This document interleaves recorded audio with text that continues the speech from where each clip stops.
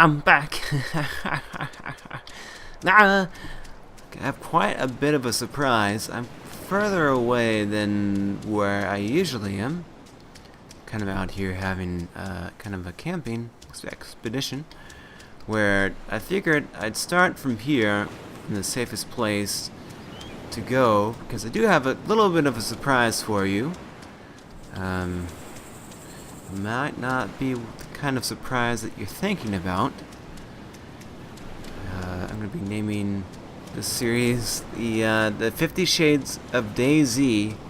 So basically what I'm going to attempt to do, I'm kind of experimenting around with a couple of ideas that will I'll see if depending on what works and what doesn't on here. So the general idea is I'm going to play DayZ and read 50 Shades of Grey at the same time.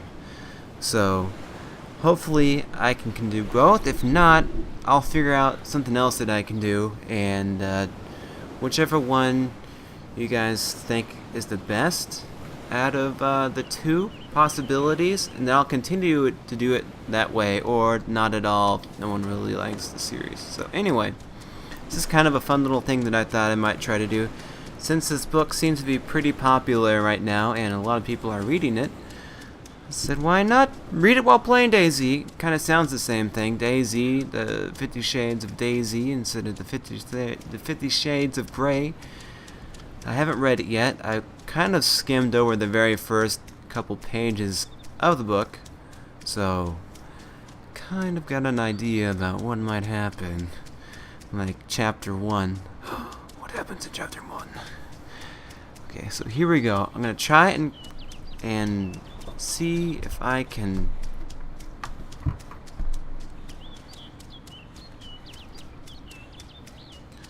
Oops, I think I picked the wrong book. Hold on. Go home. Go to 50 Shades of Grey. Okay, alright, here we go. Hope you're ready, because I'm not. I scowl with frustration in the mirror. Damn my hair. It just won't behave. And damn Catherine Kavanagh for giving ill and subjecting me to this ordeal. I shouldn't be studying for my final exams, which are next week.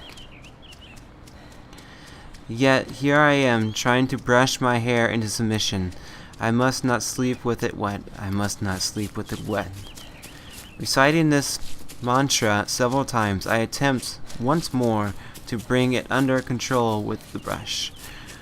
I roll my eyes in expectation and gaze at the pale brown-haired girl with blue eyes too big for her face staring back at me, and give up.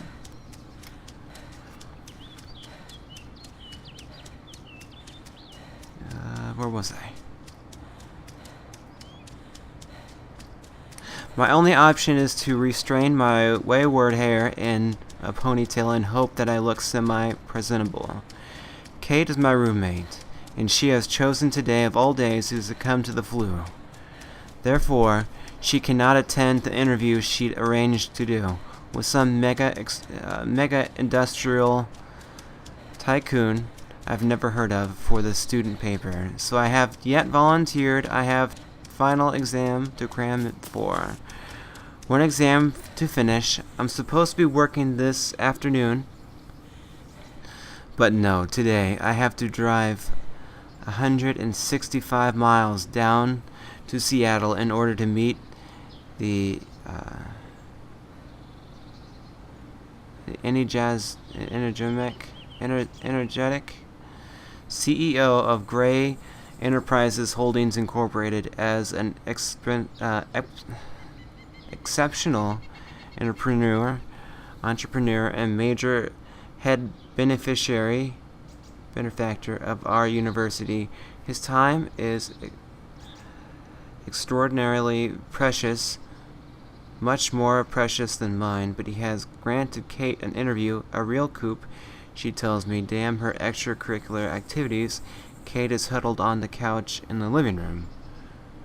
Alright, so there's a couple paragraphs from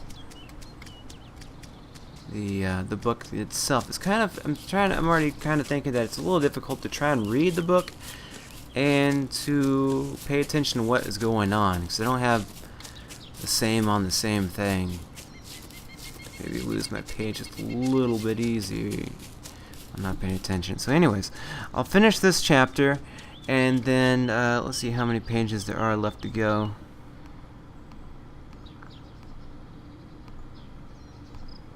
Okay, so there's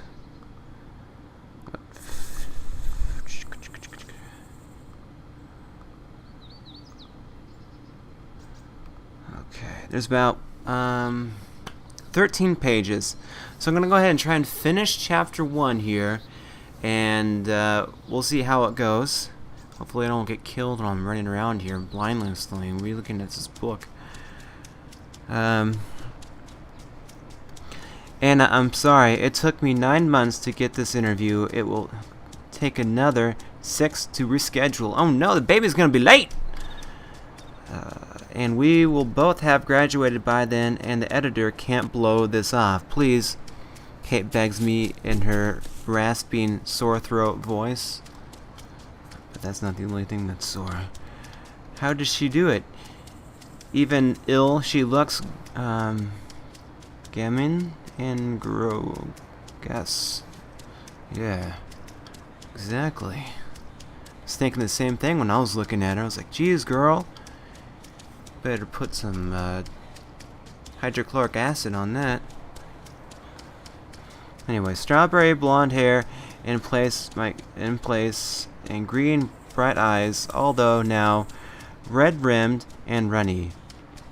I ignore my tang of unwelcome sympathy. Of course I'll go, Kate. I should get back to bed. Would you like some NyQuil or Tylenol? Why not just take both? Pussy. Let's move away from there. Going towards town equal bad while reading a book. Stupid DayZ. Alright. NyQuil, please. Here are the questions and the mini disc recorder. Just press here, make notes, and I'll transcribe it. Oh my, this sounds like hard work. I know nothing about him, I murmur, trying and failing to suppress my ringing panic. The question will see you through. Go, it's a long drive. I don't want you to be late. Okay, I'm going. Get back to bed. I made you some soup to heat up later. I stared at her fondly. Only for you, Kate. I will do this. Oh yeah. So I don't know what's going on here. Don't quite understand. Kind of getting the feeling that there's some underlining submissive stuff. I don't know. Maybe it's because I'm a dude. I don't know. It just seems like there's something going on. I will. Good luck. And thanks, Anna. As usual, you are my lifesaver. I think maybe peppermint lifesaver is what she meant. Anyways, gathering my satchel, I smile wryly at her. I believe that's it. Anyways, then head out the door to the car. So the car is like literally outside the door, according to this book. Anyway, I can't imagine. Okay, I'm home. Open up your car door and then like literally step inside your house.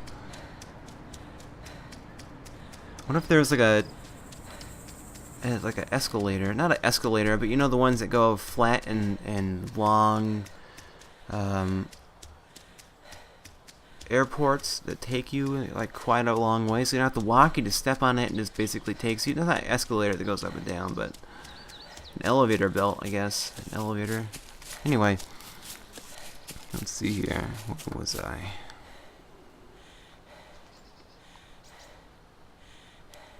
See, I cannot believe I have let Kate talk me into this, but then Kate can talk anyone into anything. She'll make an exceptional journalist. She's articulate, strong, persuasive, argumentative, beautiful, and she's my dearest, dearest friend. The roads are clear as I set off for Vancouver towards Portland on the I-5. It's early and I don't have to be in Seattle until 2 this afternoon. Fortunately, Kate's lent me her sporty Mercedes CLK? What? Where did she get that from? I'm not sure Wanda, my old VW Beetle. Why does he name their car? I don't understand. Would make the journey in time. Oh, and the Merc is a fun drive. I'm sure it is. And the miles slip away, and as I floor the pedal into the metal. My destination is the headquarters of Mr. Gray Global Enterprise. It's a huge 20-story office building, all curved glass and steel, an architect's orgasmic fantasy, I guess.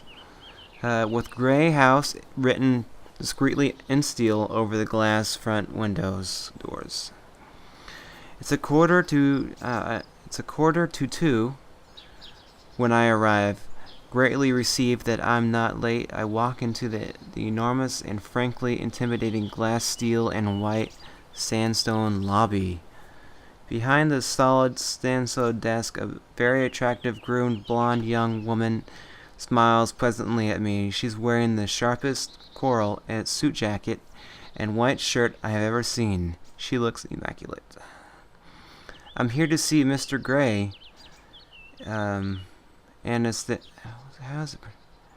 Anastasia Steele for Catherine Cavagna. Excuse me one moment, Miss Steele. She arches her eyebrows slightly as I stand self-consciously before her. I am beginning to wish I had borrowed one of Kate's formal blazers rather than wear my navy blue jacket. I have made an effort and worn my one and only skirt, my sensible brown knee leather boots, and a blue sweater. For this is smart. I tuck one of the escaped tendrils of my hair behind. I take one of the tendrils of my hair behind my ear as I pretend she doesn't intimidate me. Miss Cavanaga? I don't, something like that. It's expecting. Please sit in here, Miss Steele. You'll want the last elevator on the right. Press the button on to the 20th floor. She smiles kindly at me, amused no doubt, as I sign in. So I'm kind of guessing. What was it? I don't understand why they have such strange names. I mean, why can't they pick, Rachel Dawes or Harvey Dent? I mean, who can't pronounce those? These are just like, it doesn't make the character feel any, more real just because they have a really strange name. Like, why they could name themselves Buttery Booger Butt, and he probably would not sound as real as these people here. Anyway. There I am. She hands me a security pass that has visitor very firmly stamped on the front. I can't help my smirk. Surely it's obvious that I'm visiting. I don't fit in here as well. Nothing changes, I underly sigh. Thanking her, I walk over to the bank of the elevators, past the two security men who are both far more smartly dressed than I in their well-cut black suits. The elevator whisks me with terminal velocity to the 20th floor. The doors slide open and I'm in another large lobby. Again, all glass, steel, and white sandstone. I confronted by another desk of sandstone and another young lady dressed immaculately in black and white who rises to greet me. Miss Steele, Miss Steele, could you wait here, please? She points to a seated area of white leather chairs. Behind the leather chairs is a spacious green-walled meeting room with an equally spacious dark wood table and at least 20 matching chairs around it. Beyond that, there is a floor-to-ceiling window with a view of the Seattle skyline that looks out through the city toward the sound. It's a stunning vista, and I'm momentarily, paralyzed by the view. Wow, she thinks. That would be pretty cool, having a gigantic, massive window that you could look out. It would be kind of scary, though. I would be really nervous about getting too close to it and, like, falling through. Worst feel. You're 20 stories up, and you're, like, just kind of, like, not even paying attention, just leaning against the wall. 2 seconds later, you hear a crack, not paying attention, you know. Second later, another crack, and then, bam! Whole thing shatters. I know they use, like, different glass for those. They use more of a glass that's, not going to end up breaking like that. It's going to have to take something like a serious sort of impact to keep anything from breaking the glass, like you breaking the glass, falling through. So anyways, make it a little bit further this way and continue reading. Kind of lost where I was at.